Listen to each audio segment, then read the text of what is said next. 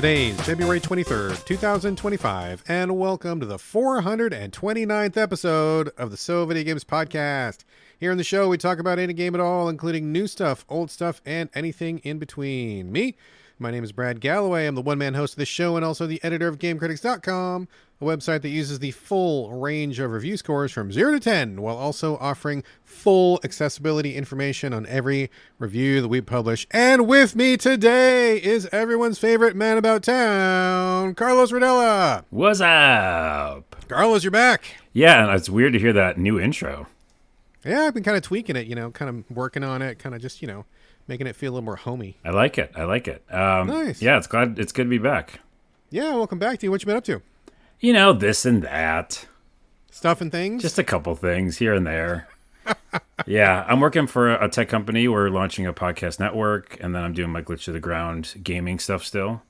Yeah, I'm really busy, but always playing games. And I was texting you going like, I miss talking about all the games. Let's just do an episode. It's weird because that's exactly what we do here on the show. Oh, we talk about games. We do. Oh, that works. Okay, cool. Well, before moving on, dude, I know that everybody misses you, and people really love having you on the show whenever you pop up. Tell us a little bit more about your Glitch to the Ground stuff. Oh, I mean, haven't I talked about it enough? I think everybody knows. I mean, not on this episode, you haven't? Okay. Well, in general, I love breaking games, I like playing them weird. And so it's just weird things in games. And I do it a lot on TikTok, also on YouTube. So if you're on either of those platforms, just look for Glitch to the Ground. You'll find me. And I just do weird things in games. And recently, this actually kind of ties together. I just saw a science report, about this thing called the Lyman Alpha line, which is like the outer edge of our solar system.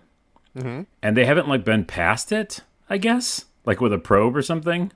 They can't get out that far. I guess they're going to get out that far in 15 years from now.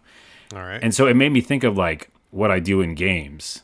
I always try to get off the map and stuff. Yeah. And break reality. So just recently I'm playing Avowed, which we'll talk about in this episode. And I found a way off the map. And it was so incredible. I live for this stuff. Because not only did I get outside the map and balance myself so I didn't die because I didn't fall off the edge of the map or something. I got to the very edge, kept going.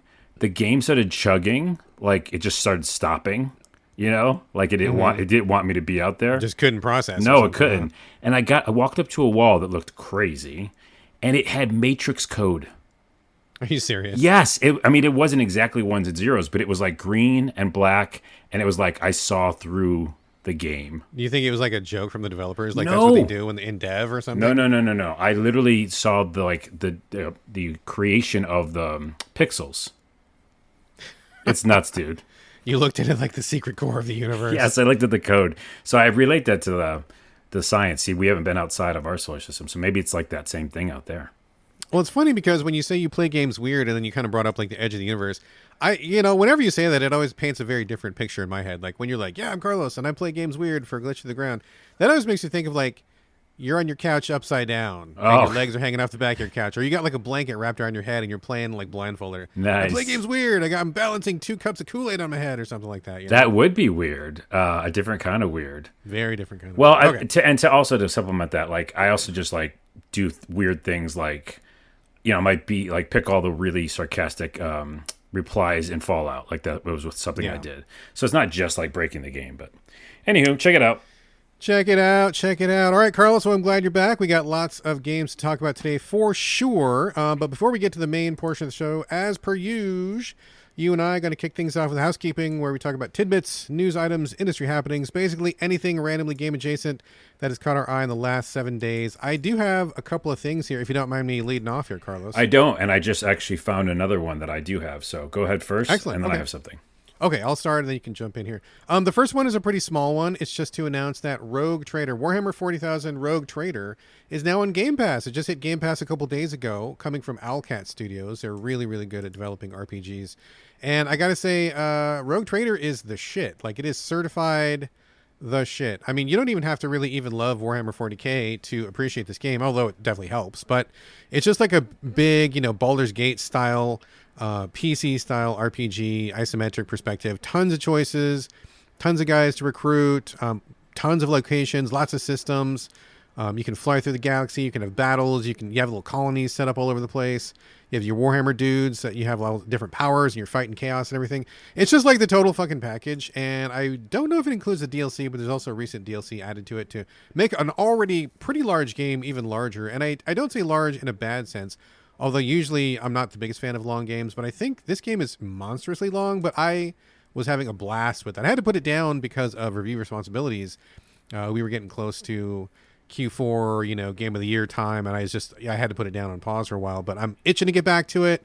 I think it's great, and I just want everybody to know that if you haven't tried it yet, and I suspect a lot of you have not tried it yet, it's probably the best RPG you have not played, and so whether you're a 40K fan or not, check it out if you got Game Pass. Nothing to lose but time. I think it's certainly worth a look. Oh, yeah. I mean, it's definitely on Game Pass, totally. And we talked about it in the show, didn't we? I think plenty. Yeah, I think we talked about it like way back when it first launched or yeah, something like that. I feel like I've certainly brought it up, but I've been playing it off and on for a while, and I think it's just really, really great stuff. So, it's great. Sure. Yeah.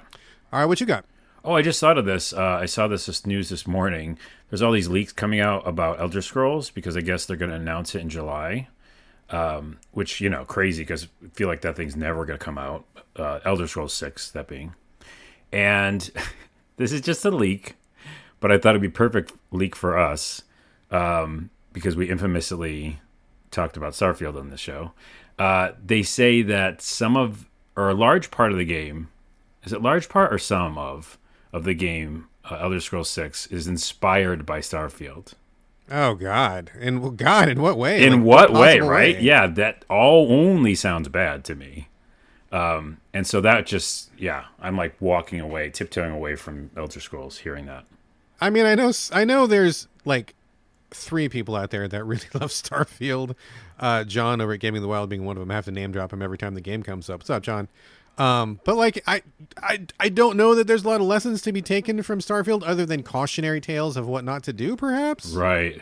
Yeah. If anything, I want the more open world, weird, systems, NPC oddness, Oblivion days. Like I want that back, I don't want the Starfield, which feels very cookie cutter.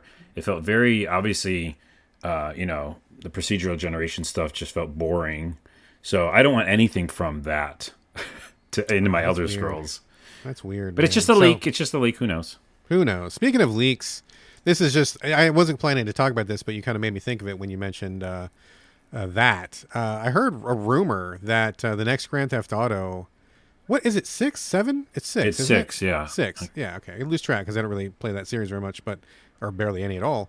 But I heard that because it's been in development so long, that the estimated cost of development is coming up on $2 billion. Dude. Crazy. And like, if it was anybody but Rockstar, I'd be like, yeah, bullshit, no way. But like, number one, that fucking game, Grand Theft Auto 5 and Grand Theft Auto Online. That's been in like the top 10 games of Steam since it came out, like ever, always, forever. It's never dipped. I mean, how is there a human being on the planet, unless you're counting like infants, like who hasn't like owned this game or played this game, right? Like it's fucking insane to me that they keep selling at such a pace. So they have the money, dude. They absolutely have the money. So that to me kind of gave it like the ring of truthiness. I don't, nothing confirmed, but considering how big they go and how hard they go and how much they want to remain the 500-pound gorilla in the room, I kind of believe it, dude. I have 2 things on that. I do too. And I think I can't wait for that game because it's going to be my channel. Glitch to the Ground is going to go nuts with it. Are you kidding me? I'm going to break that game as soon as it's. Oh, I bet you will. As soon as it launches. Sure. As soon as you push power. Yeah, as soon as I push the power button on. But I saw a leak that skateboarding is going to be in it, like straight up skate, like the game Skate. Which is really cool, and that could be a whole side thing. But then they do their online. If they do, they will. And of course they will. Yeah, GTA 6 online. It's a moneymaker. So they'll just print money for a very long time with that game. So I can't wait for it. I can't wait for it. I think it's going to be really great. At $2 billion, I would expect like literally everything to be in that game. I would expect Doom running like, 60 frames per second. Yeah. There's Tony Hawk's Pro Skaters in there.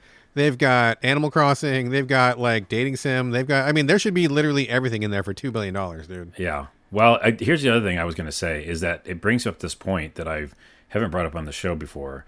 But if you think about GTA and its success, and you think about everybody else, like who hasn't done that, like I feel like there's so much room for another open world, do whatever you want game.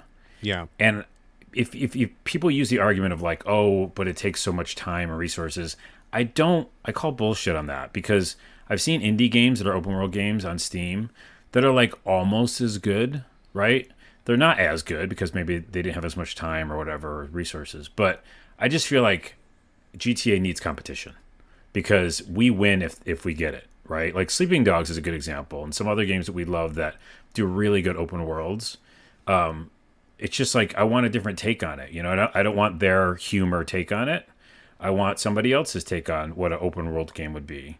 I just don't think they don't have to cost $500 gazillion. And I just wish we'd see more of them, you know? Yeah. Yeah. Well, I mean, I definitely agree in the sense that a competition, or maybe not even competition, because like that kind of like lends itself to like the capitalist mindset, which I'm pretty anti these days, but just kind of like inspiring other people, having the opportunity for fresh ideas. I mean, I have no idea what Rockstar is doing. They're going to do what they're going to do.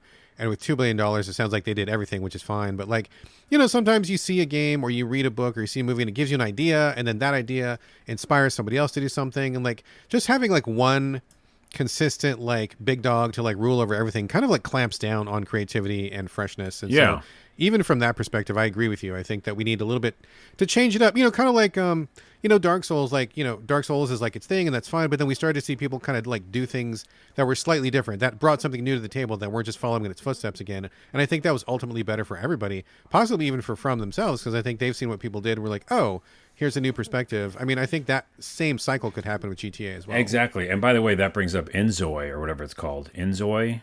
I don't know what that is. Oh, it's... I haven't been on the show, so I can't bring all these weird games to the show. Is it a game? Yeah, it's the Sims competitor that's coming out soon. Oh, I don't know. Yeah, well, it looks incredible, and it also has that kind of slice of life, you know, just make a little world, NPCs react to you, you have a job. But again, that's going to be a game that's immediately, you know, is in not competition, but just is an inspiration and different variation of The Sims. Yeah. So, yeah, I just want that more for GTA.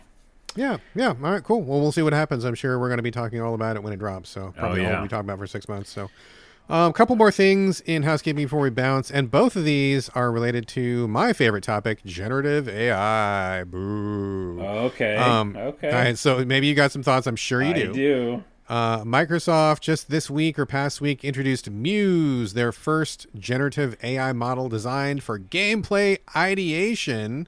There was a video. I went back to check, and the video's been taken down, so I don't know if they if they thought better of it or if they maybe just moved the URL or what. But the video's not there, but there's still plenty of articles about it. And just in a nutshell, they started off by saying this is supposed to somehow enable the port of older games and bring them up to today's spec so that they're not, you know, quote unquote, like lost to the mists of time. And for archival purposes, I mean, that sounds pretty noble, right? Like maybe saving games somehow. I mean, I think you need to preserve them in the original format, but if somehow there's some kind of thing that helps these games become available, I mean, okay, I'm not immediately against that. But then, you know, as soon as they got into that, then they start talking about all these other things, but oh, there's other applications and other things we can do. And I was like, no. I don't see a place for generative AI in game development, because we need humans, we need ideas, we need freshness, we need creativity, and that's just not what AI does. And I just and put an asterisk in this for a minute, because we'll get to this in the next story. But I just this to me feels like a very like potentially bad thing. Carlos, what do you think? Yeah, definitely a good host to have, or guest to have on the show to talk about this, because I use it all the time, and we have different opinions, which is great. We do. So yeah, I think the short version is that demo they showed is like super early and won't even be in functioning. It's not doing anything right now. So it's like, it's just a super early demo. And I've been following all the different gaming ones, including Google's, which is probably better at actually creating like a full open world game that looks, of course, like, you know, not like a very floaty and kind of weird. But I think that in general, I think as long as you can as humans can work alongside it, it can be fine. I think that the idea that you said, if like, say an old game can't be ported, but AI can figure out a way to do that. Yeah. That's cool, right? That's just like a kind of an extra thing for us to have an old game. But Yeah. that's just like a bullshit line. Like that's one thing that can do with it, but they're really building it to build games. Like Yeah, that's what I feel like everybody's they doing. said that specifically to calm me specifically down. Yeah, just because Brad. they know that I like Yeah. archiving. They're like, well, he's gonna bitch about it. Yeah, they're Because like we listen to the show all the time. We got to give something, throw him a bone, to shut him up. exactly, and that it was a bone, and it's a true bone. I mean, they'll probably do that. Yeah, they'll probably do it, but like, yeah, I believe it's a Trojan horse, like you said. It's really about other things. It is, and I don't. Again, I just don't think it's inherently bad, and so we can agree to disagree. I think I don't love the trend in the industry of people losing their jobs. That's fucked up, and I was part of it, so I can obviously be upset about that. That happened before some sort of huge AI takeover. That was just like bad corporation stuff that's happening. And conglomerate stuff. That's really the key, I think, of a lot of this stuff. It's who you have in charge and how they implement stuff. But yeah, I think AI can be cool alongside people if you keep those people, and that's part That's of it. the trick now, isn't it? But keeping the people is the trick. Yeah, but I mean, again, I work alongside it right now with both of my jobs, my creative stuff and my regular job, and I'm still there, so it's like you can do it. Well, okay, so here's the asterisk that I mentioned a second ago. So the next story is Netflix Game Studios. I'm sure you've heard about this. They bought Oxenfree a while ago. I know that you were a fan of their game. What was their game called? That Oxenfree, the talking game. There's kids on an island. It's Oxenfree. That's the name of the game. Oh, that is the game. Yeah. But they also called it the studio, like when they like whatever. So that's confusing. Anyway, regardless, Oxenfree. Netflix bought them, and then they brought them aboard to like kind of like do whatever, make original content for Netflix gaming, which I feel like never really took off. No. They actually laid off like almost the entire studio, and in the very next breath, after they said we wish them luck, this didn't work out, we're bringing in generative AI to continue the work, and I'm like, oh, dude, they fired all those fuckers. And okay, let me hold on, Brad, stop it. I'm gonna reel that back. Okay, they're not fuckers. I don't know those people. I got carried away. Apologies to everybody. I'm not glad at anybody losing their job. Let me be clear about that. So I think I misspoke myself there. I apologize, everybody. Nobody should lose their job to AI. That's terrible. I disagree with it, and I'm not laughing at any of that. I'm just laughing at the absurdity of AI and how many people are losing jobs because of generative AI. And I think it's a joke and it's sick. And kind of like we were just saying, like maybe they didn't fire everybody, right? They kept like, I don't know, a small number of people who were originally in that studio, but most of them got let off. And so it just stinks to me that they're like, yeah, we don't need you guys. We're going to do AI. We're going to gen up whatever. We only need like 2 people to like debug it or something. And the rest of you guys can get fucked, which is terrible. I hate that, dude. So, okay, 2 things to that. Of course I do too. But one, it really is the Microsoft's doing it a lot too. It's just the stupid like company stuff that's happening right now where people are, buying things up like brands and then just laying the studio off. Like that's happening, right? Oh, sure. I mean, that happened even before. Yeah. Well, it's still happening currently, and Microsoft keeps doing it. So that's, I think, really the core an of ongoing this. trend. It's an ongoing trend that sucks. Secondly, I know because I use all the AI tools all the time, and they can't be replaced. Like you can do some stuff with AI with gaming, but like you still need humans. Like I mean, I'm just reading the press release. That's what they say. But that's their at this thing, phase right now, and I'm here reporting from like the AI front lines of AI. You can't. You still need people, and you need creative minds to come up with how to not only just like frame like the game and the story and that kind of stuff, because it can like fill in a bunch of stuff, but you also need it to like finish it in the front end and the interface. Like it can't do everything. It can't do end to end. It can't do. I mean, I fully agree, So- dude. I think we need to tell the executives, right, the people who are firing people, hey, like whatever promises you're being told, like humans need to be part of this.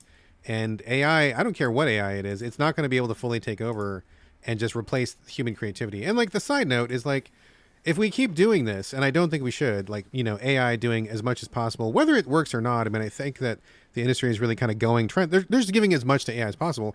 There are no other jobs for people. Like when you lay these people off, what are they supposed to do? If you quote unquote don't need artists anymore, then where do those artists go? Right? Like we don't have anything in this country to replace it. And I feel like we're kind of in the middle of like a larger discussion. We don't need to hash this all out here. I know like, it could get really huge. that's like a whole podcast in itself. But like when you take away jobs and don't replace them with anything, what are you doing other than creating a whole class of people who are displaced and have nothing to do? I mean, it's a huge societal problem. Without getting into it, which of course we do immediately. Holy crap. I've been on the podcast for 15 minutes and we're already in a huge discussion. But I'll say Yeah, I think that it's similar to, there's two similarities. One, because I lived through it, the internet era when stores went online, they like made a lot of restructure that was stupid, right? Yeah. They're like, we're just going to sell everything on the internet. And a ton of companies failed, right? So that's happening again. They're like, we'll just do everything with AI. Well, no, you got to like do it smartly, you know? So I think that's part of it. And as you see, like Amazon, a couple people survived that .com bubble thing. Yeah. It'll be the same thing, right? Like not everybody who's jumping to AI will do it well. And I think that's certainly. it. Yeah. And then secondly, for the positive ending of it, like I said before, it is like the industrial era as well. When, printing press started, like all these new jobs had to be created. So you couldn't just like tend horses when like they were printing papers. They were like, oh, I got to learn how to print papers now. I can't just do the farming. Right. So I think it's that, right? It's like a bunch of people who are like displaced all of a sudden now have to like learn a new tool set. And they can, by the way, it's not like prohibitive. I think that's what's interesting.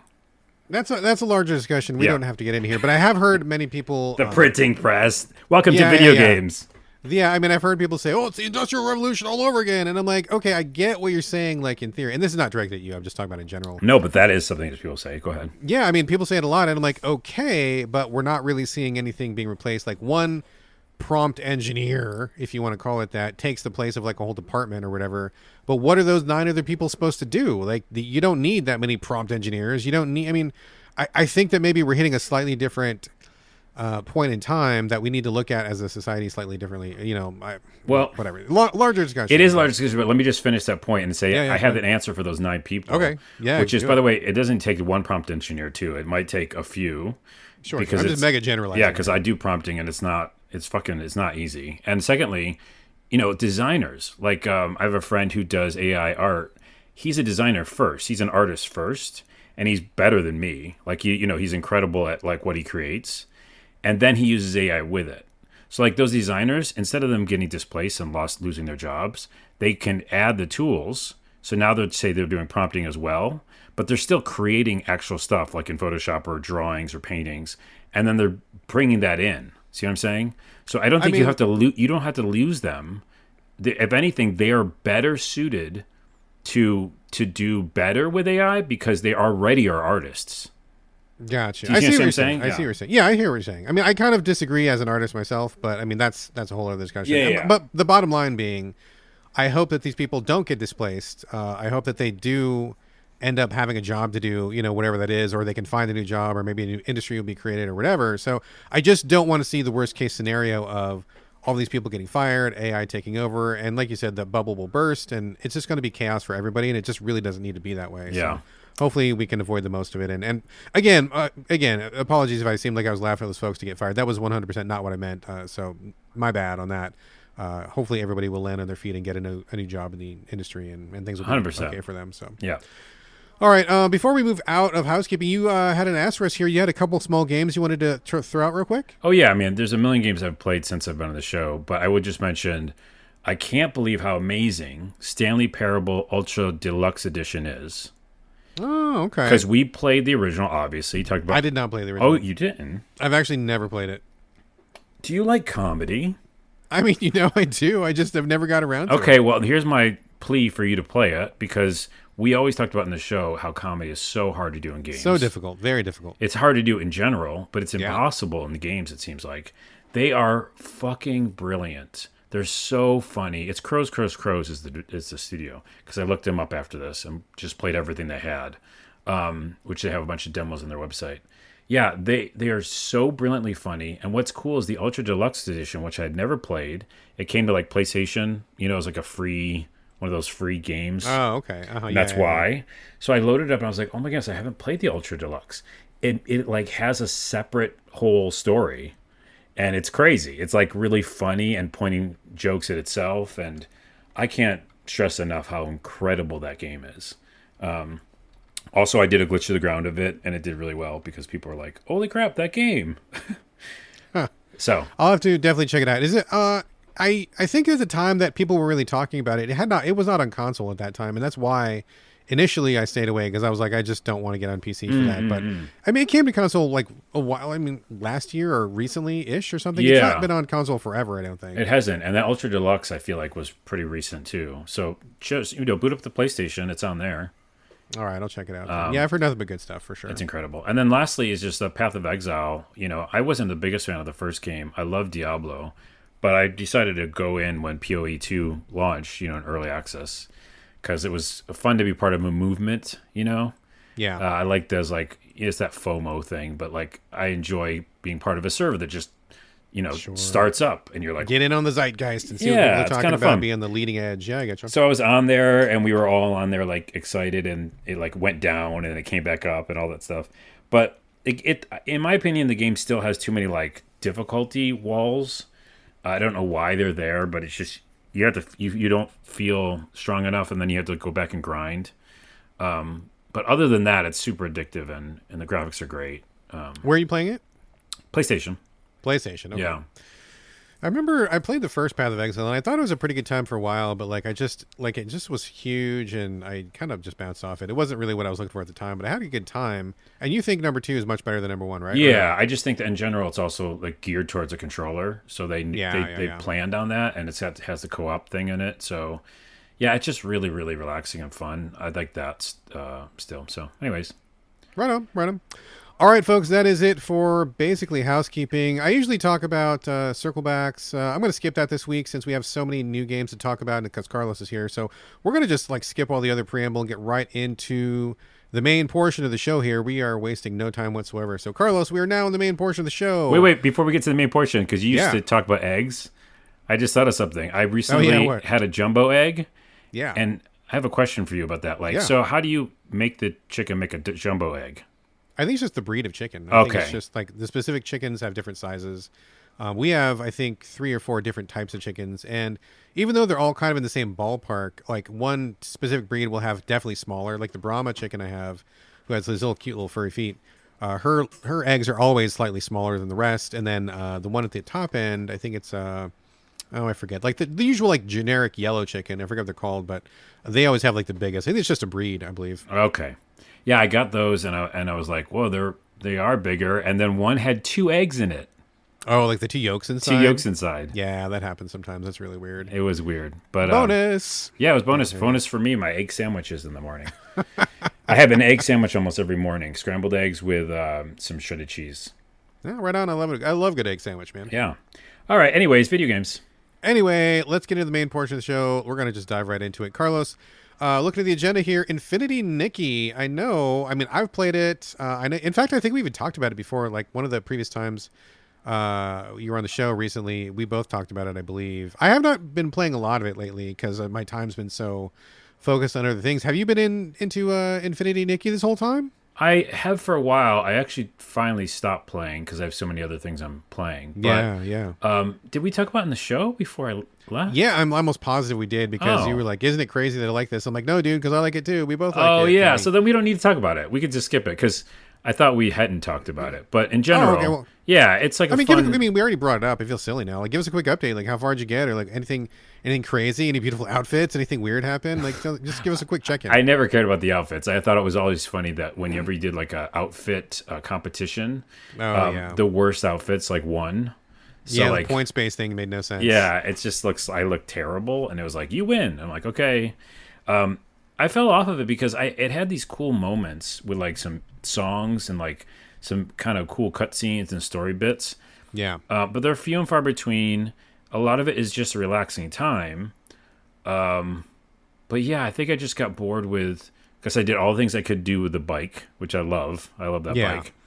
Did all the tricks, made some glitch to the grounds with it, and I just got kind of tired of resource collecting, and I don't know why. It just felt like I fell off. That was what because it would gatekeep or whatever it's called. It would kind of block progress or whatever. Yeah, based on resources. So you needed this one outfit, and if you didn't have it, right, or you didn't have enough points in your outfit, you had to go get stuff. So I was like, I just want to see what this dark story is because it started getting dark near where I stopped. Yeah, they definitely hint at it for sure. Well, I was right up next to it because I was like, these weird little yarn creatures you meet were dying and Like there's this really foggy world in the distance you're like I could almost go to. Yeah. And it says it's full of monsters. I'm like, I want to go there. But then I remember I just stopped because they were like, your outfit's not good enough. I'm like, yeah, but I want to go to the strange place with the monsters. They're it's like, kind of funny to can't. think about that. You want to go do this thing, and they're like, girl, you look terrible. You can't keep going. I know. Like, You don't have enough bling. You can't get the hell to the dungeon place. that's kind of funny. Wait, that could be almost a title. There's something in there that could be a title. I feel like, yes, we're on the cusp. So it's a good game, though. I mean, I it's get what you're fun. saying. It's really, Yeah. really relaxing and stuff. I just feel like after a while, there's a bunch of games I wanted to play instead. Yeah, I think it's like if you are not as ravenous as folks like we are when it comes to game, like if you're not playing 10 new games a week like we do, Yeah. you know, if you just want like one fallback that you always want to come back to, but you don't like Fortnite or you don't like, you know, whatever, you know, Destiny or whatever else the kids are playing these days, you know, if that could be your go-to, right? Like you could play something but then always come back to Infinity Nikki. There's like a bajillion hours of content, tons of stuff, and if you like that loop, it's totally a good fit for that. I mean, and I'm just not in the market for something like that. I'm always like jumping from game to game. I know you are too, so I don't have the need for something to take up a bunch of my time. But Yep. if you're like the kind of person who plays like 3 games a year, that could be a really good choice. I mean, again, I still sing its praises because it's relaxing, cool, and you know, Yeah, it's definitely pretty cool. good. Yeah, right on. All right, that is Infinity Nikki. I'll talk for a minute about Tiny Terry's Turbo Trip. This came out on PC, I think, last year, and it was covered at our site by Elijah Beam. What's up, Elijah? I know you listen to the show. Shout out to you, my friend. It was he loved it. I believe he gave it like a 9 or a 9.5. Like it was like at the top of the scale for him, and he made a very convincing case.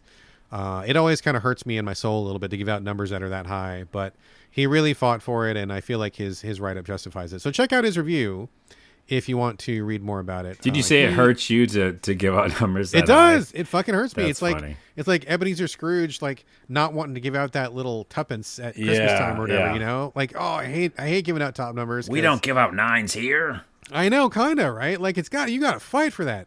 You got to earn it. And I just feel like, you know, whatever. It doesn't matter. It doesn't matter. It's just silly. I'm just silly that way.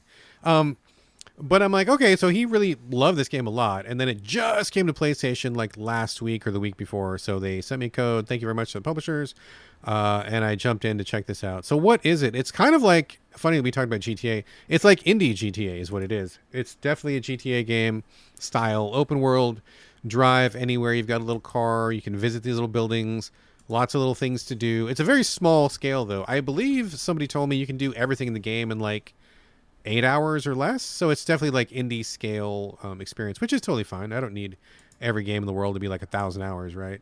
But it's very quirky, like super quirky, capital Q quirky. The art style is really abstract. Your guys look like, I don't know, like sketches or weird deformed emoticons or something. Like they don't look like people. They're like They Animal look like- Crossing-ish, kind of. in a Yeah, way. Animal Crossing or Yeah. cartoonish. They got these weird things, and the whole world is kind of really quirky and weird. I think the art style is great. I think it's really attractive looking and cute if you like that kind of bizarre art style. I will say the writing is also quite funny. I laughed multiple times during the beginning of the game where they say just like weird fucking shit. Like, and it's extremely weird. Like 11 on the weird scale. Like, for example, you're in a DMV waiting room or something, and you're talking to this guy randomly, and the guy's like, I would like to talk to you again. I think we could be friends. Will you please call me? And you go, yeah, sure. What's your phone number? And he's like, 1. No, He's like, that's it. good. It was just 1, right? And of course, I'm not doing it justice. It was hilarious when he said it, and I'm like, oh, that's really funny. You know, like lots of jokes that come up and stuff. So I think it's really good. Huh. So it's kind of a fun time. Now, I will say I didn't finish this game, and I'll tell you why. Number one, I do feel like in the beginning they just throw you into the game, and there's tons of markers on the map, and they kind of just leave it up to you to kind of just go to whatever you feel like you want to go to and check it out, which is okay. It's not exactly how I like to start my games. I'd like a little bit more of a lead in, but you know, whatever, that's fine. It's not game breaking. Although I will say that some of the elevations were kind of weird, and so when you're looking at your map, it's kind of hard to tell where to go. And I got a little bit irritated at that. You think you're going to your marker, but then actually it's on the overpass above you, or it's in the tunnel below you, or you got to figure out whatever. That's like the smallest quibble in the world ever. But the real quibble with this game is it made me hella fucking motion sick. So something about what they do with the camera is always in motion. So when you're walking along, the camera just moves way too much. And the field of vision is, I'm not going to say it's super narrow, but as I was doing some research on this game, a lot of other people said they got motion sick as well, and the developer's response was to give you a slider that lets you increase your field of vision, which I guess helps that somewhat. It did not help me. What I really needed was the camera to just stop fucking moving, because I think basically every game in existence can hold the camera still while the character is moving. It just somehow felt like invisibly connected to everything that my character did, and like a little jump, going from a street to the curb, going around a corner. It was just like, oh, dude, like, please ease back on this fucking camera. And maybe it's my age or something, but like, I got so fucking nauseous playing it. I just couldn't keep up. But, maybe not everybody is as sensitive in the tummy as I am. But other than that, I mean, I thought it seemed really fun, goofy. If you want a GTA style game that's like super irreverent and weird and off the wall, all these bizarre quests and stuff, like doing crimes, but you got to do nice crimes, or like learning how to meditate and just all this weird shit. I think it's cool. I just didn't want to puke, and I just had I just couldn't get past it. Yeah, I couldn't get past it. So I have some questions. One, I was immediately just going to be like, okay, I'm downloading it tonight, because it's on PS5 as well now. Yeah, I think that's where I played it. Okay, and then I'm looking at the trailer right now, actually looking at the playthrough. It says it's like only 4 hours long. Okay, maybe double that for me, because I'm not good at right. GTA games, but yeah, small experience. But sure. I think I see what you're talking about, which is basically, can you move the camera with the right analog? No, there's something about it that is limited. I don't remember. I have not played it for like a week, because I stopped like the same day that I started. But I remember thinking you can move it sometimes. Sometimes you can't. Sometimes you can. But regardless, there's too much like automatic motion that just like jumps up. You can't steady it really. Because I'm watching the person play this game, and it's all like the camera keeps moving, and I'm wondering if they're controlling that or if it's just happening.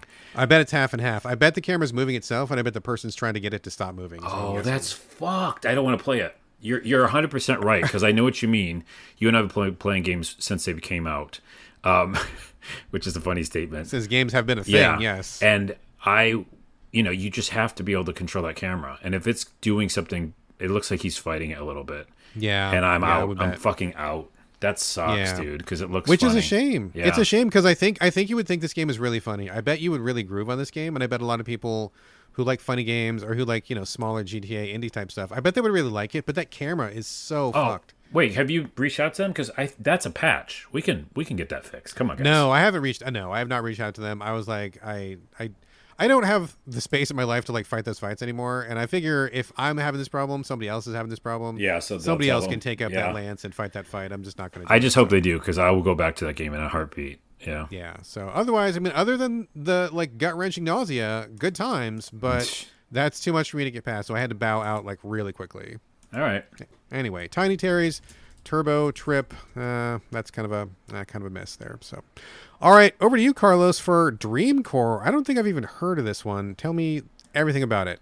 Well, it'll be a quick conversation. It's not even finished. It's kind of like an early access game. Oh, okay. All right. But it's on console, which is interesting. And I think as well as Steam. But yeah, so I'm a big liminal space guy. I actually make a bunch of liminal space stuff with AI. And like Dead Mall stuff. I love that stuff. So anything to do with liminal spaces, I'm in. And like back rooms and things like that. But I just generally like the weirdness of them. I don't want to have like a monster show up, Yeah. Like a lot of those bullshit back room games will just make them horror games, and that's like not fun to me.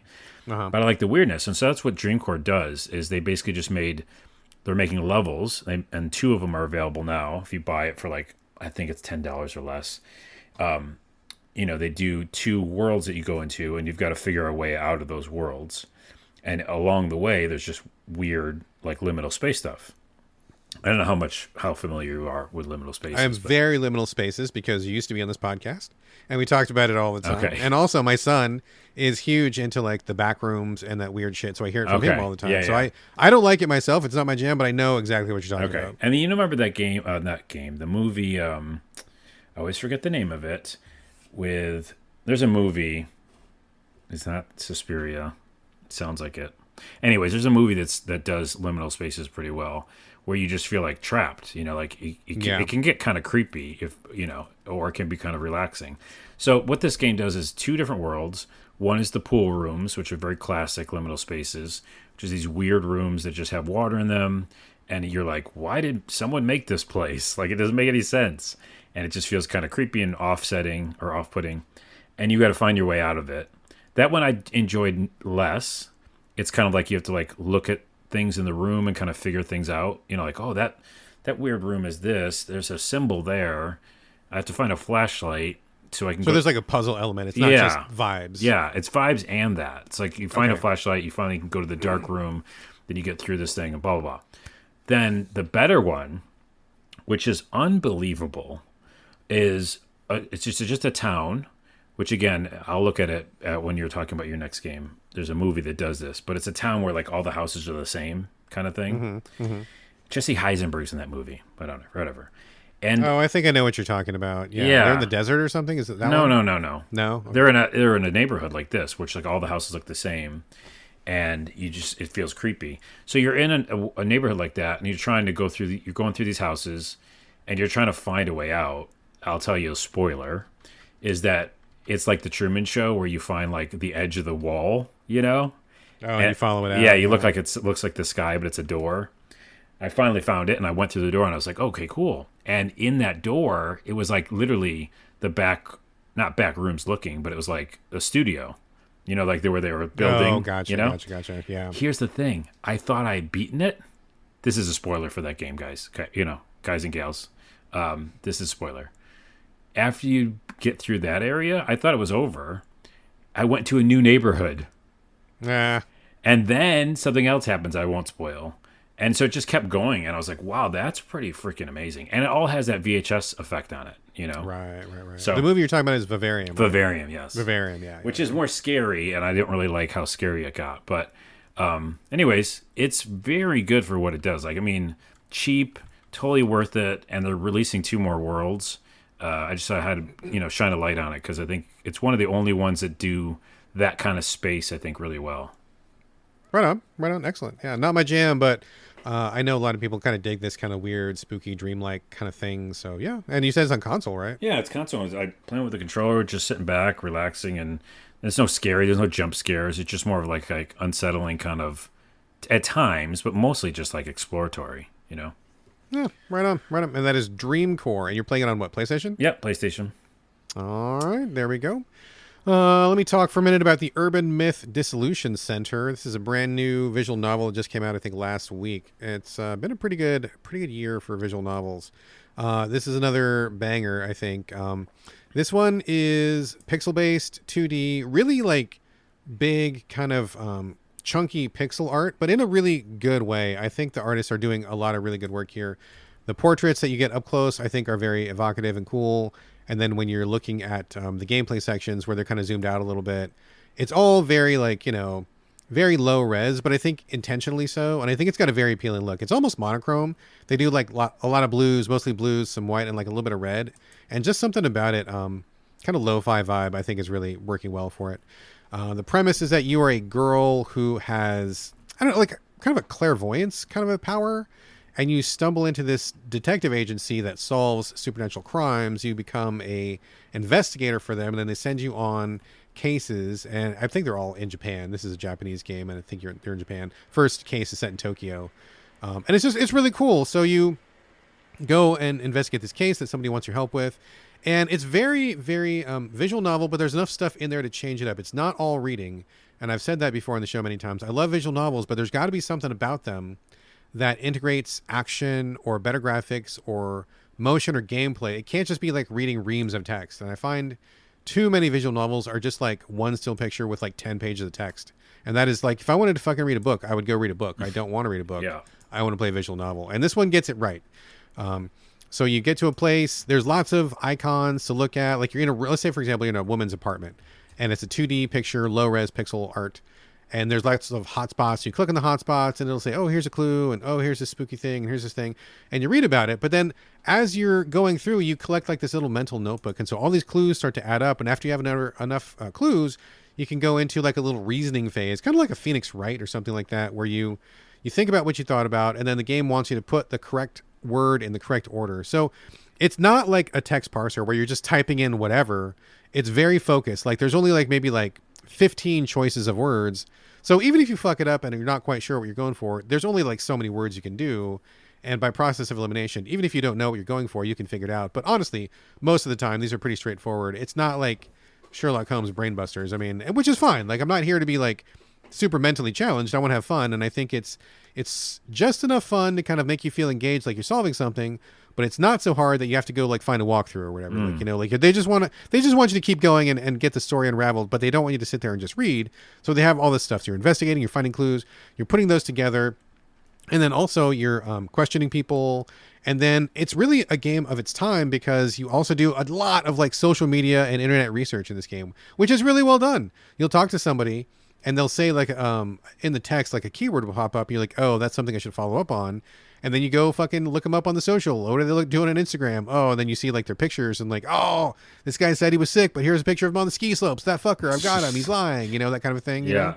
So that you can like Google stuff and it's all fake. It's not the actual Instagram and Google, but similar.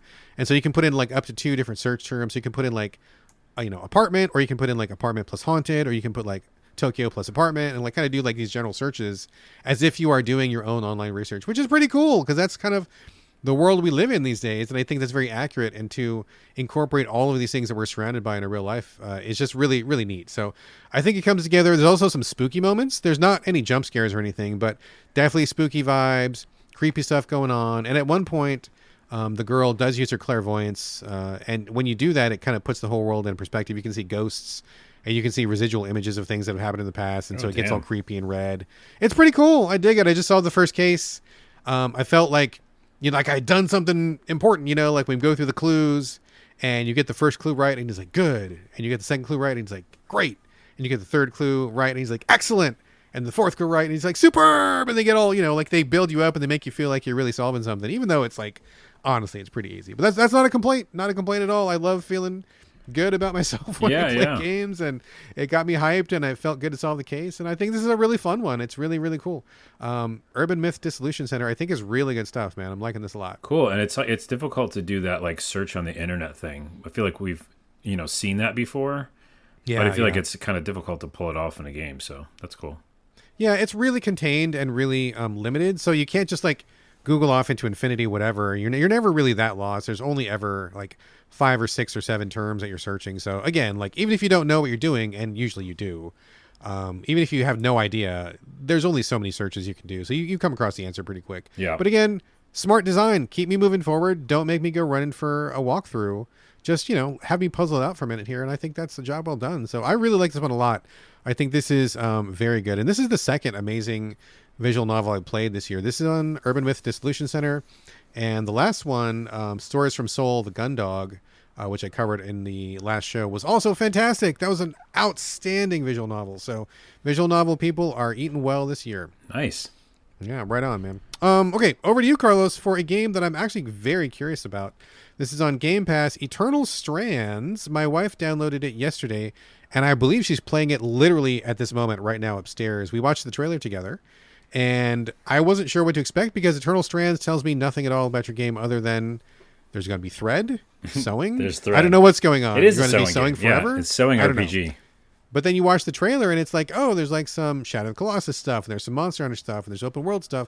The trailer was way more compelling than the title would lead you to believe. So she downloaded it.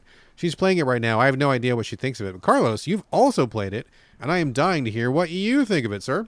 Yeah, it's a sewing RPG, and I'm like level 5 sewing. Level 4 seamstress. Yep, seamstress and seamstress because the main character is a woman, so that's all right. Who I am. Girl power. Okay. Okay, so weavers just mean you're a weaver, and the world has weavers, and so the weaver is just a mage. That's it. Oh, okay. That's it. All right. No strands. I mean, there's strands because there's like magical strands that happen. Strands of magic. Okay. Yeah, gotcha. It does happen. There's like these gateways, and they look like strands too. So they're just playing with words with that. Gotcha. But yeah, you're a mage, and your name is Bryn. And basically, mages are like not liked. Like people don't like mages, so you're kind of a ragtag group.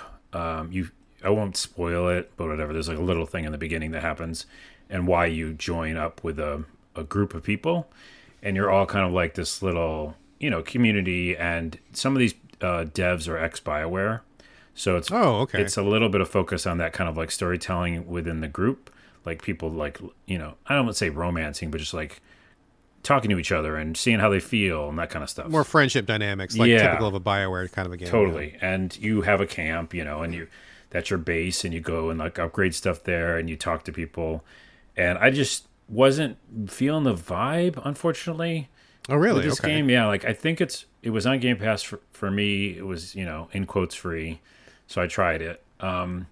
Played it for a very long time actually, because I think that what you do is you have the base camp, you talk with people. There's a lot of interaction stuff. Can you move the base camp, or is it like just one? It's just where it is. Yeah. Okay. And then you go back out into different zones, which again are kind of open world-ish because you can explore them. They're pretty huge. But then you go back to base and kind of upgrade stuff. But when you're out there, you're always resource collecting. So I've played a lot of games recently that are resource collecting. I'm kind of tired of it. Same. Yeah. So I think that kind of rubbed me the wrong way. And the fact that I had to get a bunch of stuff. And a lot of the side missions were about that too. But then when you're out there, fighting monsters is fun. The movement is fun. The dodge is not a dodge, but it's kind of like a dash. And it feels really good. And I kept playing this game for longer than I thought I would because it is fun to traverse. So that's a positive. The art style is okay. I'm not in love with it, but it's fine. And then the Shadow of the Colossus part, which is basically each zone has these big monsters, let's call them Monster Hunter style thing. And you take them down, you have to, because you get a special power. And so you get these special powers that you can then upgrade at your camp, but you've got to take those big guys down. So it was kind of fun to do that. What's it called? Legend of Zelda, or why do I not know the name of that game? Because I never play it much. What's the new Zelda? The new one, Tears of the Kingdom? Tears of the Kingdom or whatever. Like that, well, just that style of like climbing and stamina. Breath of the Wild. Breath of the Wild was it, yeah. The climbing and stamina thing, You're doing that on the monster, right? Yeah. So Shadow Colossus, but you have stamina. So like, don't fall off, hit this button to hold on to it. Hit its, sensitive areas. And then it'll go down. Be gentle with those sensitive areas. Yeah. Folks. And so that part was kind of fun to do. As you can see, I'm kind of like raising my shoulders. You don't sound like you're on fire. You don't sound I'm not like on you're fire. No. Yeah. Then the other biggest problem is that a lot of the different either side missions or even main missions don't point where it is on the map. Oh, you're just searching? Yeah, currently, and I'm sure they're doing an update patch, and I haven't went back to it, so maybe it's already happened. But for a lot of the early missions, they just said like this area, and that sucked because I literally got lost. I was like, I just like walk around in circles. I and have shit, no idea where it is. That's a bummer. So dude. I was just leveling and resource collecting, and because I couldn't find it. So that just sucked, and that happened on 2 or 3 different missions. And I was like, that's a lot of missions to me not knowing where to go. But again, moment to moment was fun. Did they feel bullet spongy? Not really. I feel like I could take down most, enemies pretty easily. And the powers are okay. I'm trying to remember now, like, where I went with the powers, because you can, like, upgrade stuff. Can you specialize, like, with your build or something? Yeah. But it says a lot that I forgot. I was just going to say, like, you're struggling to come up with stuff, and that kind of seems like there just wasn't a lot memorable about it. Because I was watching the trailer, and the trailer was actually cut pretty well. It got us kind of hyped about it, and, I mean, my wife downloaded it immediately. But, the running around, they were, like, flying on a dragon and freezing its wings, and the dragon crashed, and you're, like, climbing up a big colossus and, like, cutting him in the knees and stuff and throwing people over the moon, and it just seemed like it was, like, really kinetic and fun, but I'm not hearing that in what you're saying. Let me go back to the trailer while we're talking and see, because now I'm remembering that there's like ice. That's the other thing I hate. Okay, here's another thing I hate instead of a positive. Okay, sure. There's all this like ice, heat, what's it called, element stuff, right? Elemental, yeah. And so you have to use some of the element stuff because this is fuck, dude. This is really stupid, and your wife's gonna find this out. There's zones that are just hot. And so if you do something, like everything will turn into flames and like, ignite because it's so hot and you're using fire. So you're like catching like the forest on fire or whatever, and all the fire hurts you. Oh, unless you take some special potion that like protects you from fire. I was like, I'm not brewing a fucking potion. You know what I mean? And then ice is the same thing. I was in an ice world. This is why I stopped playing the game. I was in an ice world, which is early game. And you have to get to this one place in the middle of the map. And all the ice hurts you. So the Just minute, like constantly, yeah, like constantly. I'm like, Oh, that sounds. what are That they sounds like doing? sounds like Monster Hunter, where you got to drink like a warm potion. 'Cause you're Yes, in, like, the that's what cold it land all the was. And I was time. like, I'm not playing Monster Hunter. I'm not drinking water potions. I'm not sharpening my sword. I'm out.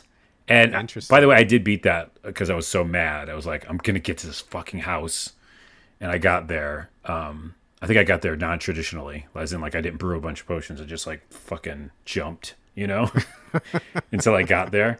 But I think the element thing is weird. I don't love it. And I will remember. I will say this positive is my last thing. Is the telekinesis stuff? Is that what it is when you throw things around with your I mind? mean, I think from the trailer, yeah. That is always fun. So that's like constantly fun. That was my favorite thing. That's the only thing I did in the game. Is you just pick up anything and throw it at people, Gotcha. and then like hit them either with your swords or whatever. So like, there's fun to be had. I just think that not enough things came together for me, and there was too many annoyances. And in this world, like we say all the time, 8,000 other games are calling us. Yeah. So I was yeah. like, okay, I don't want another zone that I have to like take potions in. And maybe it gets better. I don't know. Give me your feedback when you mess with it. But Yeah. I'm I mean, I definitely was thinking out. about downloading it. I'll see what the wife has to say when I go back upstairs. But I mean, you're not wrong, dude. Like the bar is set real high these days. Not only because the medium has advanced and we're just better as a species at like making games and knowing how to make them and what's fun and what works and what doesn't, but the competition is so crazy right now, dude. I get offers for games. I mean, I've said this all the time, but like as the editor of Game Critics, I get so many games. I literally give them away. Like I can't play all the games, even with the 20 people who work for me. I can't get all these games covered, and there's just too many. And if you have a game that doesn't stand out, or it's rough, or they make a bad call in the early hours or something, it's way too easy to just be like, you know what, I got like 10 other things I can play right now, and I Yeah. don't need to put up with annoyance anymore. This is not the NES days where we were broke as fuck and you bought one game every 6 months because that's all the money you had. These are not those times. Yeah. Yeah, it's unfortunate because I do like the ex-Bioware devs, and I think that they're doing some cool storytelling, and there's things to like here. You know what I mean? So I'm not saying no. I'm just saying it's not for me anymore. I don't think. All right. Well, there you go. Well, I'll check it out still. I'll see what the wife says. Look at the Yeah. full report, and who knows? I mean, See what she says when she gets that ice level. yeah, we'll see what happens. So, all right, that is Eternal Strands, currently on Xbox Game Pass. Let me talk for a minute about a new game, which I am actually really loving. Spoilers, I think it's actually really great. It's called Rogue Waters.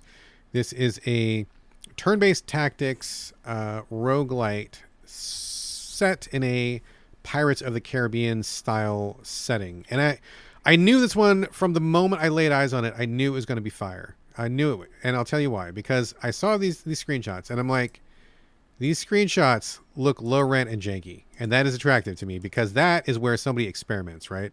That's where people are trying new formulas. That's where people are trying new ideas. I'm like, okay, this looks like these guys got some ideas.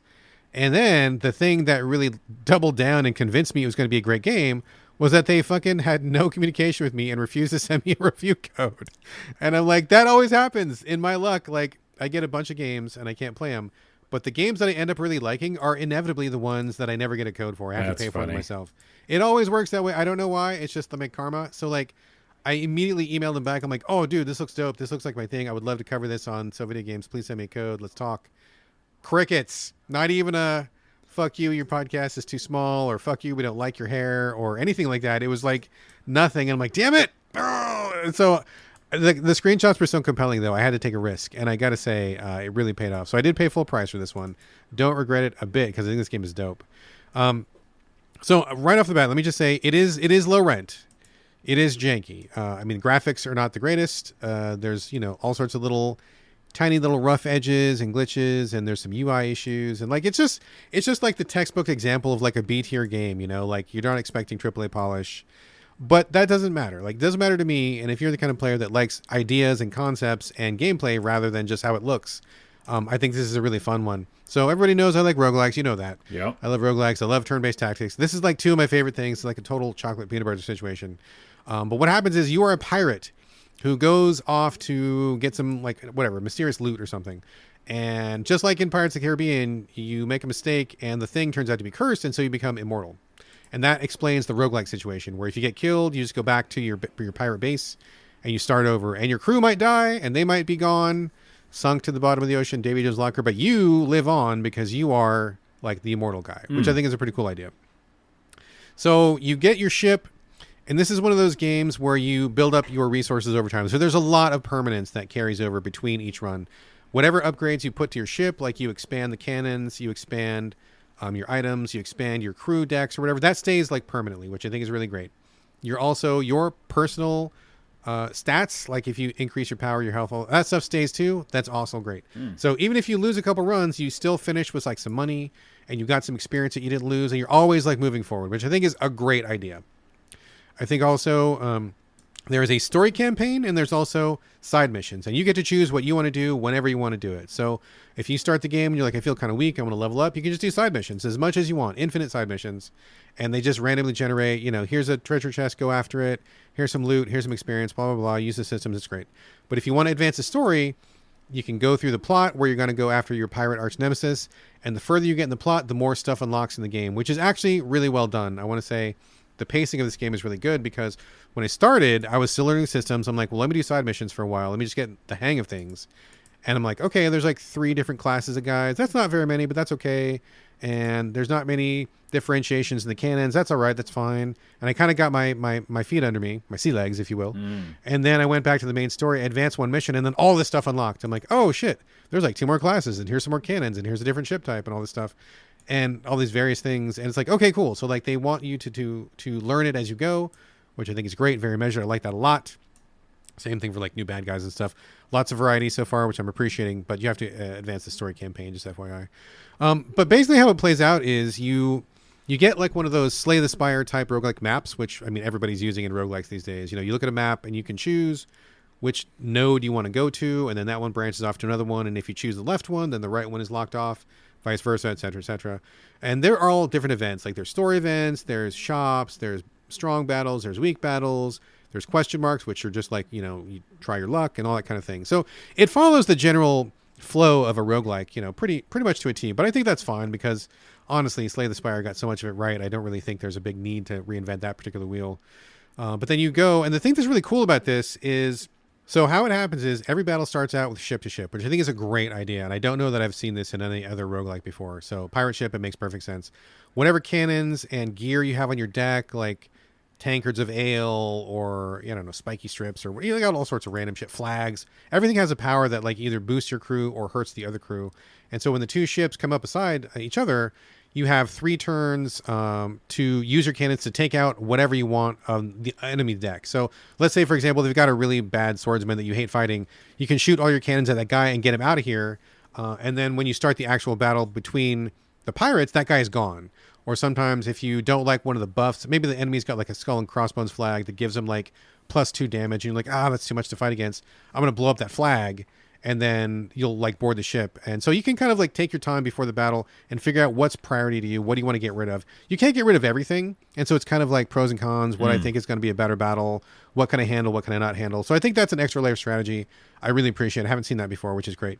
Then when you do the actual ship battle, your pirates, like the 2 boats are like together, and then your pirates like swing on the rope, just like in a pirate movie, onto their ship, and you land where you want to land them. And then they start fighting. And sometimes you're fighting like lengthwise across the deck. Sometimes it's like side to side or whatever, but like you're on the deck and the pirates are fighting. And this game really puts a lot of emphasis on positioning, which I think is great. So you, if you like overpower a guy, you can push him off the side of the boat. Or if there's something like a mast or something, you can fight and push him up against the mast. It does extra damage. And a lot of the characters that you get have like positioning powers. Like, for example, one lady will have these little daggers. And if you push an enemy pirate into her, she'll stab in the back. And she takes no damage from it. Or like this other guy's a real big bruiser. He can pick up a guy and throw him in a different place. So like you're constantly like looking at the battlefield, which is the deck of the ship, and thinking about where is the danger, where's the safe spot, what can I leverage, how can I move my guys around. So it's not just the usual turn-based tactics where it's like, oh, I'm just going to attack this guy, attack and defend, attack and defend. It's pretty straightforward and boring. This is like, I got to move. I've got to think about where I'm at. How can I team combo this? There's also like ropes on the pirate deck. So like if you grab a rope, you like swing from the front of the boat to the back, which is really cool and exciting, like really quick repositioning. There's like spikes and grog you can drink for a health up. There's all sorts of stuff happening on the deck. And then when you get done, you get like, a cannon or a different flag or something, put it to your ship and keep going, go through these battles, and eventually get to the end and you fight like this giant, like, this like base, kind of like a fort or something. You can fight them and then go and just do some more battles. It's really fucking good. I think the character designs are really good. I like the story. It's minimal, but it keeps you going. It gives you something to look forward to. The individual classes that you have, I think, are really cool. You can also get like this super ability. You can like unleash the Kraken, and there's like actually like a real Kraken. Oh, this nice. giant fucking tentacle shows up, and if you can only do it like once per run, so you can't spam it. But like if you get into a real bad spot and there's just way too many guys, you call the Kraken. This giant fucking tentacle comes out of nowhere and just like slams like 5 dudes in a row. It's pretty fucking awesome. So it's rough. It needs like work on the UI. It needs work on the graphics. It needs some polish and balance. But like the ideas of this game are fucking awesome. They're totally like in the right direction. Everything about it is really cool, and I just think it just works. So if you're not somebody who's really hung up on graphics, I think this has a lot of meat to dive into. And I'm just like, I cannot put this game down, dude. I've been like playing this like nonstop since I bought it, and I'm really, really enjoying it, dude. It's great stuff. 2 questions. One, is there any on land stuff or just all ship stuff? No, it's all ship stuff. Okay. It's just the ship to ship battles, Yeah. and the people on ship battles. And I like the environment stuff. What was that pirate game that I played? I think you played is on the show as well. That wasn't as good and it was turn based. Oh, I know the one you're talking about, and that one was a miss. So kind of similar theming, but yeah, this one is way better. That one I liked because it did have comic book stuff, which is kind of cool. Yeah. But it didn't do the moment to moment gameplay as fun. But I think it tried to do environment stuff like that too. So I think if you can do all that together, that's a win in my book. So yeah, it's good stuff. The Rogue Waters, I think, is really good. It's small experience. I mean, you can tell like, there aren't like 10,000 different classes. There's not like 10,000 different maps or whatever, which is fine. I think this is more like, I mean, I don't mean to be unkind at all, but I feel like this is a kind of a proof of concept that they got up and turned into a full game. And I think it totally works, dude. It's so much fun. And if you like turn-based tactics or roguelikes, there's a lot going on here that we just haven't seen before. Yeah. And I think that's really the most important takeaway. So I'm really digging it a lot. And dude, Rogue Waters is pretty dope. You don't have to be unkind because think about, we just talked about PoE 2. Like PoE 2 is not done, Yeah. But you can call that a proof of concept because it's basically being updated all the time. So very true. Very true. I think it's awesome. There you go. Cool. Rogue Waters, giant thumbs up from me. Last game of the show here, Carlos. That honor goes to you. Avowed. Hearing lots of people talk about this. This is also on Game Pass. A lot of folks that I know have dipped into it, so I'm very curious to see what you think of it. Big game. Big game. Biggest game. One of the biggest games. Is it? By the way, we never talked about how Xbox just like, because I haven't been on the show, but like Forza is like going to PlayStation. Oh, I didn't even pay attention. Yeah. I mean, I know, but all that stuff I like, foresaw, which I talked about on the show. The Xbox would be just putting their games on everything. They are. Anyways, Avowed for now is on Xbox only. And it's on Game Pass, so that's why I played it. And I actually paid the extra to play it early. There was an option to pay and get in early. So either you bought it outright and you got to play early, or you had Game Pass and you paid the $20 extra for the premium edition to play it early. So I played it since the 13th. And who are the developers? I feel like the developers are somebody that I like. Who are the developers? Oh, Obsidian. Obsidian. Okay, yeah, I do. So Obsidian we like. It's definitely, big time. Quick shorthand. It has an Outer Worlds feel to it, which I love. Outer Worlds. Okay, yeah. Outer Worlds 2 is coming out this year, which is crazy. That's exciting. And so it kind of has that vibe. The idea is it's supposed to be a first-person, RPG-ish kind of action game because you can do magic, you can do guns, you can do swords, so you can do a lot of things. And if you remember early, when we talked about on the show, the early look and feel was like, oh, it's going to be Skyrim. It's going to be that kind of dark, kind of gritty, anything can happen, open world thing. It's not what this game is or became. The colors are very colorful. It's a very different vibe, and we talked about that on the show, how the trailer changed. And it's kind of fun, in a way. It's not definitely not dark in any dark things happen, but the environment feels very colorful. Okay. And in general, you can be a mage, do a lot of different stuff with magic. I think it's probably the best first person magic game, like RPG. But you can do third person too, right? You can. I'll talk about that in a second. Okay. And then you can do melee, and you can do things like dual wielding. So for the longest time, I was just like dual wielding 2 different weapons, and it felt very fun. And then you can do guns as well. I'm not touching the guns, but you can do that. And so, yeah, you play... I'm trying to think of the main story. Is this like one of the Skyrim things where you don't even know what the main story is? You're gonna just fuck around and do stuff in the world? Well, they do a lot of like history, lessons, and it gets. Here's the thing: it's in the Pillars of Eternity world, right? So it's one of those games. Have you ever played those? I don't know. I have not played those. They're like turn-based, old school games, and what they do in this game early on is they literally just lore dump everywhere. So like so many NPCs are just like, well, this thing that happened back in the blah blah days, and blah blah blah, and there's like some of those words that are highlighted, which means like okay. Go to the glossary for that and read up on the directory. Yeah, okay. So it's my eyes glazed over in the beginning, like trying to figure out what I am and what's going on, and the fact that you can like you're kind of tied to this spirit that keeps talking to you. And the whole idea is this, these lands that you're in, this world, is being like taken over by like a virus, like a plant virus, and it's making people go crazy. Okay. And it sounds like the Mother Nature's like taking over the world again. That's what the vibe is. Reclaiming. Yeah. Humans get out of here. Yeah. But then the humans you meet, there's all these factions, and they're like fighting with each other, and you're basically like legacy. I don't like how you can't like pick who you really are.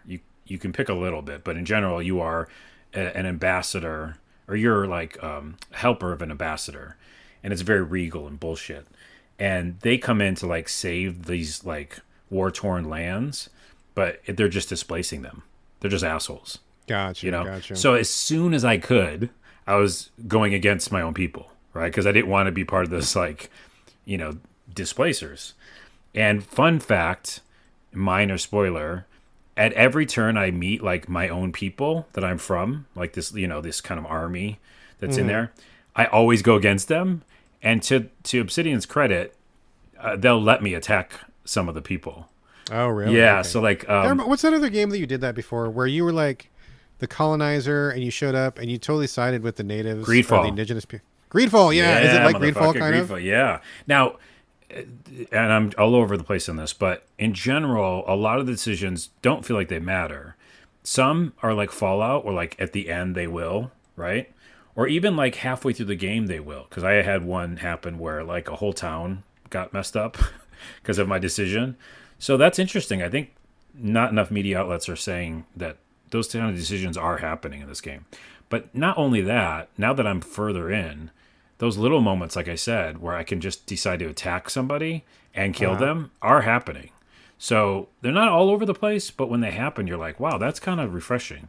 So like recently, one of these military guys were like, hey, we're going to blow up these mines, and it's going to be good for us because then the people won't have weapons to fight against us.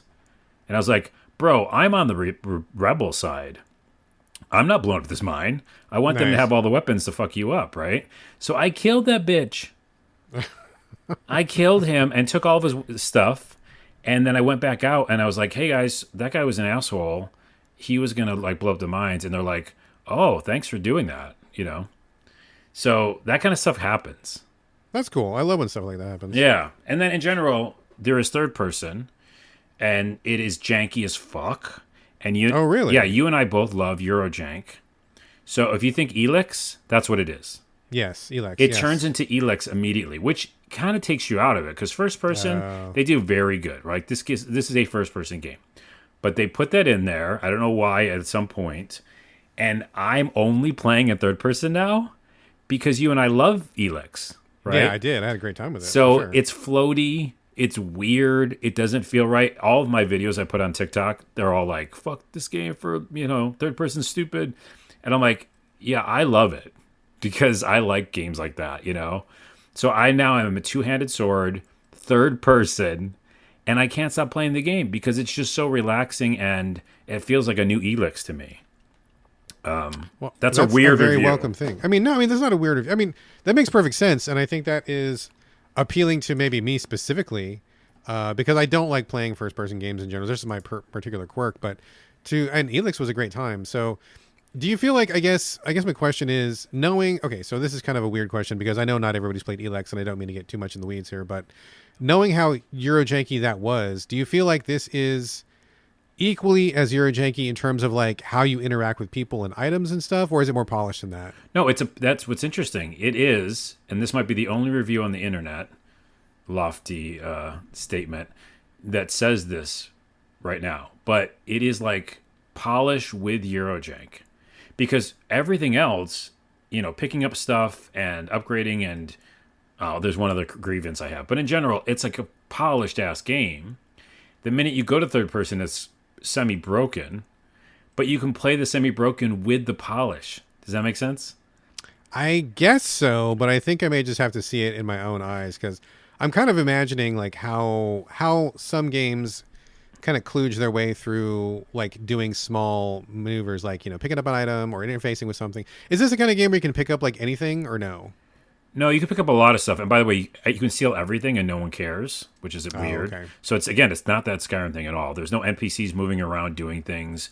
It's very static. Someone said it's like a bunch of stages set up, and like when you leave, like they tear it down.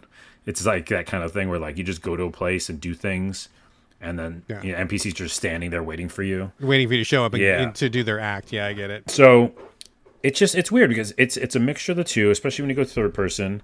I would say it's pretty polished. It's fun. It's addictive. Some choices matter, and it's also not good enough. Like in my opinion, all those things are true, but it's also like not what we wanted. Like I think originally that was kind of a very funny swerve at the very end there. Yeah. Like it's also not good enough. It's true. It also sucks because it's not Skyrim, right? And I think a lot of us thought it might be. It's not. It doesn't feel truly Obsidian because the choices that matter are there, but they feel attached to like this play that I'm in. And on top of that, two other things take it down. The storytelling is just way too long, and I wholeheartedly skip like dialogue now. Oh, like really? I'm just playing this game to play the game. You know what I mean? That's a pretty big statement right there. It is. If you're just skipping through stuff, that's a big deal. Here's what I'm doing. I'm playing this game very uniquely. I'm skipping a ton, and then when it comes to like a side story that I care about, like my parents are like turned into monsters or something, and then I like don't skip it. Or if it's like this huge thing that I just consequences from these actions I did, I don't skip it. So I'm like skipping a bunch of it. How did Outer Worlds stack up for you then? Like, were you into all the quests in Outer World? Because this seems kind of in the same bucket basically as Outer Worlds from what I'm hearing. Yeah. And so in Outer Worlds, did you love the characters and story, or did you also just kind of skip? No, I skipped nothing on Outer Worlds. I love the story writing. The writing was better. Yeah, the writing was better. Like all the sides. I mean, I played all the DLC for Outer Worlds, and I thought the Outer Worlds DLC storytelling was great. Like, so I don't know. It's just not. Either it's just too much of it. I don't know. There's a million side quests too, and you just get kind of like bumbled by it. My last thing I'll say is that two things suck like total shit. The weapon stuff, there's uniques very, very rarely, and mainly you just pick up a million like common sword, common wand, and you have to like do the resource thing where you have to like break them down and like upgrade your main weapon. Gotcha. Yeah. Like number 1, number 2, number 3. Now it's superb. Now it's extraordinary. I hate it. Like the whole system sucks. Like it's not just too much crafting, grindy. Kind yeah, of stuff? And then on top of that, get this, dude. Oh man, me telling you this, you might not want to play it. You get to certain sections, and the monsters are like the certain level that you have to be. Not like level number, but like level of your weapon or armor. Oh, really? Right. Okay. So if you don't have superb armor and they hit you, they can one-shot you. And you're like, that's not RPG at all. It's garbage. I kept getting one-shot, and I was like, okay, this is absolute garbage. Now I'm strong enough to withstand a lot of it, but it's dumb. And the other thing that's dumb is the economy. When you go to a store, like some of it's just like cost prohibitive. You're like, oh, here's the new sword that I need, the exceptional one. It's like 10,000, and you have like 100 or something, or like. And then I just went to one, and it's the next level up, armor and weapon. It was 29,000, and when you generally get like 1,000 for like a quest, right? 29,000. The lady goes, I know this is the weeds, but this matters. The lady goes, do this side mission, and we'll lower our prices. I did the side mission. It took forever. Went back. She goes, okay, I can lower the prices. 25,000.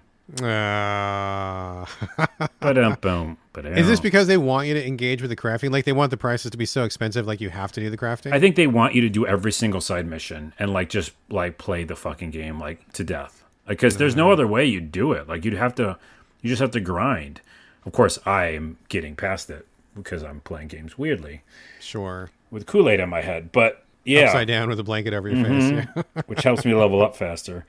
I'm having fun. I'm gonna fucking beat this game. Are you kidding me? No way. No, I'm not stopping now. And it sounds like you just hate playing it now. It's not hate. It's a mixture. It really is a mixture. I love a lot of parts. I'm playing it uniquely, like an Elix game, and I'm having fun with the moment-to-moment gameplay. I just get frustrated with a bunch of stuff in it. Well, I think you've told me everything that I need to know, and I think I'm going to give this one a pass. Yeah. It wasn't very high up on my list anyway, but literally nothing of what you've told me has made my ears perk up or go, oh, maybe. Nah, I think I'm going to give this one a pass. Well, the Elix stuff kind of got you perked up. A little bit, but I mean, Elix, I never finished Elix 2, so I could always go back to that if I want to. I could just get the real deal. So It's true. I think the one thing that I can say again that is fun is when the combat feels very fun and weighty, they call it. Like when you hit things, like enemies fly in the direction you just hit them in. And so combat's continuously fun for me. So like that is the hook. And now that I'm playing third person, I just found this sword. It's very few and far between. You find uniques. It's a fucking flaming sword. It does poison as well. So I'm like hitting things, they're burning and getting poisoned. And I'm jumping and dodging. And I just feel pretty strong. Like it's a fun gameplay loop. So, well, that's something. All right, it is something. That is something. That is Avowed. Playing it on Game Pass, I assume. I am. Well, and that I paid extra too. And you paid extra for it. So, all right, folks, that is the main portion of the show. Now that is officially done, like many humans, Carlos and I do spend a few minutes per week in front of screens that don't have menus or life bars. That's right, folks. It's time for the TV and movie roundup. And Carlos, since you are the guest, why don't you go first, my friend? You been watching anything noteworthy or newsworthy lately? Oh, geez, I watch everything, as you know. I would just talk about really quickly Severance because I'm watching season 2. Oh, yeah. It's not, all the episodes are not out yet, are they? No, they do them weekly or whatever. We're going to jump in when they're all out because fuck that weekly shit. Oh, yeah, you don't like that. Hate it. Well, it's also that FOMO, too, so I like knowing what's happening. So, yeah, I'm into that. I won't talk about it then to spoil it for you. But I'll say this because this will help you because, I want your expectations to be good. Can I say one thing? I mean, just one thing, but don't spoil anything huge because it we won't definitely be huge, but we're on board. I think it's important for you to know this. Okay, sure. Okay. It's just darker. Okay. That's all you need to know. Because I feel like the first season was just perfect, in my opinion. And I'm not saying the second season isn't perfect, but it's just like I wish I would have known that going in because it's like, okay, now they're going to take it down a notch. Like it's going to be a darker world, right? Because weird shit's going on there, Yeah, that makes sense. I just feel like the first season was a little more lighter, and like kind of comedy based at times. So, anywho, it's incredible though. I'm watching that. Good to know. Yeah, we're going to jump in as soon as that last episode drops because, we really enjoyed the first season quite a bit. And we didn't get to it until all the episodes were out. Like we were not watching it week to week. So we were able to binge the whole thing in like 2 days. And we thought it was like, pretty incredible. And knowing how, no spoilers, but knowing how the first season ends, we're like, oh my God, really looking forward to seeing what happens. And so we're just, I just can't do the week to week thing, which sucks ass. So yeah, as soon as it drops, we're on it. All right. And then I saw The Gorge. That's on Amazon. That's kind of fun. What's that about? Fighting monsters. The Gorge? You don't know? You didn't heard about it? I don't think so. Tell me a little bit more. Oh, Anna Taylor, Nicole, what's her name? The girl from Queen's Gambit. You just ran through like 9 lady names there. I don't know. The Queen's Gambit woman. I didn't see that one. I know I don't know what it is. Anna Joy Taylor. Anna Taylor-Joy? I don't know who that is. Doesn't matter. Anna Joy. Anyways, she's in it with another guy, and they have to protect this gorge of monsters. It's just like smart and inventive and pretty cool and action-packed. Movie or TV show? Movie on Amazon. Movie. Okay. For free if you have Amazon. I do. All right. Check it out. And then lastly, I've been binge watching The Great British Bake Off. Oh, what season are you watching? So I watched the latest season. And by the way, I'm a big fan of Noel. So I love Noel, dude. He's fucking comedy genius, dude. He's done Mighty Boosh. He's done all this stuff like forever. He's the IT crowd guy. So I've loved him forever. And so I watched the newest season and I was like, holy shit, where has this been my whole life? Now I'm going back and I'm binging like all they have on Netflix. Oh, did you go back to season 1? Well, they only had season 7, 8, from 7 all the way up. No, you can go back. They got the whole thing. Not on Netflix. Yeah, I'm sure, dude. We literally just watched it. Maybe they changed it. They changed it recently. They cut it off or something. They must have, because I know for a fact that me and the wife binged like from the get-go, season 1. We watched the whole thing all the way through. I'm pretty sure they took maybe it they down. removed it. Yeah, but That's so I possible. started at 7, and now I'm at 9. Oh, okay. And so I'm that's some good playing shit. catch up. You know. Noel is great on that, and they have the other guy, Matt. What's his name? The bald guy. Yeah, but forget then what he his got name is. replaced because the newest season was another woman. Yeah, so. it was Allison, somebody else. But I love that show, dude. That show is like, as many people have observed, Great British Bake Off is the only thing keeping human society together on this planet, dude. Like, it's the positive vibes and Yeah. the safeness of watching the show and the lack of competitiveness, lack of bloodthirstiness is something that we just need way more of. And like, man, I would watch that. I would watch that show fucking twice a day for the rest of my life if it was an option, dude. It's so relaxing, and it's my evening thing that I do like every evening now. So yeah. Oh yeah, dude. Yeah, I mean, and feel free to go back if you want. I don't know what happened to the shows, but you know, the beginning is kind of weird because they have these other commentators who are kind of like semi obnoxious. But like once Noel gets on, it's really good, and they have a couple other people that are pretty good. So it's interesting to see the evolution of that show. But absolutely one of my all time favorites. Amazing, yeah. What about you? For sure. Well, I talked about not getting into the week-to-week drop, but I couldn't avoid that this time because of my son. My son, who is 15, turning 16 this year, he really likes School Spirits, and we really like it too. Have you seen School Spirits? I have not, but I heard about it. Oh, dude, it's so good. I've talked about it on the show before. Basically, not to spoil anything, and this is just common knowledge. A girl is killed in her high school, and she doesn't know who killed her or why. And it turns out that there are also other ghosts in that same school who were killed in the past at different, one was killed in the 50s and one was killed in the 60s and so forth and so on. So there's this small group of ghosts who are lingering in this high school, and she joins them, and they have like this whole little ghost society, and they try to help her with her crime, but they also kind of talk about life and stuff. The performances are fucking amazing. The actors are really, really good. The plot is just like riveting every week. Like we ate up the first season like big time. We're in the second season now, and I was going to hold off, as I just said, because I don't like going week to week, but my son could not stand it. He's like, no, I don't care, we need to watch them. So for his sake, we watched them, and we're going week to week on the show, which fucking sucks because like it's such a good show. I want to watch them all. Yeah. But School Spirits is amazing, so thumbs up to School Spirits. You like it, dude. I bet you dig it. Okay, I'll try it. My wife just watched Evil Dead 2 for the very first time this Whoa. morning. We watched that. Yeah. Incredible. She did not watch a lot of horror before she and I got together, and I've slowly been kind of like easing her into it. So we'll go through periods where we'll just watch like a horror movie a day for a while. And I did not realize she had never seen Evil Dead 2. She saw Army of Darkness, and I think we saw some of the TV series, but she had not seen Evil Dead 2. So I'm like, oh, okay, well, let's watch that. And I haven't seen it for a long time. It's a comedy. That's a comedy. Yeah, it's slapstick comedy, Yeah. man. It's like so crazy and so over the top and just like wild, and I mean it still holds up for sure. If you are in the mood for that, it's good stuff for sure. The last thing I'll mention is there's a Witcher cartoon movie that is on Netflix. I don't know if you've seen it. It's called Sirens of the Deep. Have you seen this? I haven't. That's crazy. It's based off of, there's actually a lot of Witcher shit on Netflix that I had no idea existed. There's like side stories, and there's a couple cartoons, and then there was the TV series and all that stuff. This one is based off of the TV show, I believe, continues part of the TV show. Because some of the stuff didn't quite match up with what I remembered from the game, but that makes sense, I guess. Anyway, Geralt and Jaskier, the bard who's from the TV show, they go to this town, and it's a town where merfolk live side by side with humans, but then friction happens, and they got to like solve the crimes and so forth and so on. It was okay. I think by the time that the family watched it, we all kind of decided it was a little bit mid because some of it was too much Little Mermaid. Like some of the notes and the beats were like absolutely Little Mermaid, which was like weird because predictable from like a mile off. And some of it was just like, like it was just fine. I think some of the quests in the game were actually better than the show, but whatever. It was okay, I guess. The weird thing about it was Geralt was like hyper fucking acrobatic, and that's just not how the game is really. So like as we were watching, he's like doing like 20 flips in the air and jumping off walls and wall running and doing all this crazy shit. And I'm like, I mean, that's cool, but that's not exactly what the game is like. And I get they want to, amp up the vibe and all that, but it didn't quite feel like The Witcher exactly. So whatever. It was all right. I mean, I'm not mad that I watched it, but I'm not sure that I would really give it a strong recommendation either. So All right. anyway. Oh, real quick. Resident Alien? Is that it? Oh, I love Resident Evil. You've been watching it? Remember, I noped out of recommended it it to at you. some point. You liked Yeah. it. I loved it. So I went back to it because there's a new season coming out. Yeah, pretty soon. And I heard, don't tell me, but I heard there's a big thing that happens in season 3.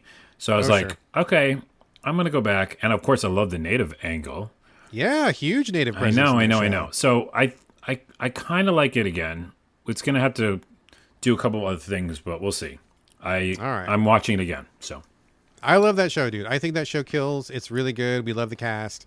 I love the indigenous presence. It's actually a surprisingly big part of the show, which I think is really cool. which is cool, yeah. And yeah, I love that show. So Resident Alien is dope.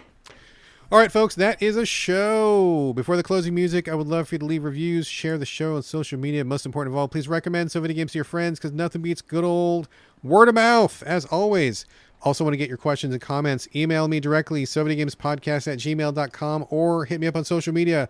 You can find me on Instagram and Blue Sky. It's my name, BradGallaway, all A's, no O's. Carlos, where can people reach you these days? Glitch to the ground. Just look for it anywhere. Okay, Or and then GTTG. You can look for that too. got you. And then any particular social media, or just through your website, or how? What's the best way? YouTube. Oh, TikTok and YouTube. Yep, TikTok and YouTube. Okay. All right, great. In addition to all those things, Carlos and I are both in the So Video Games Discord, which is totally free of charge. Just drop me a line through any of the channels I just mentioned, and I'll get you on board to continue the conversation. And finally, if you want to help support the show with the cost of writing this podcast, you can do that over at patreon.com/the So Video Games Podcast. Every dollar helps, and €1 helps that much more. Folks, that's going to do it for episode 429. Thank you again for joining us here on the So Video Games Podcast, and I'll see you next week. I won't, maybe. Probably not. But have a good one.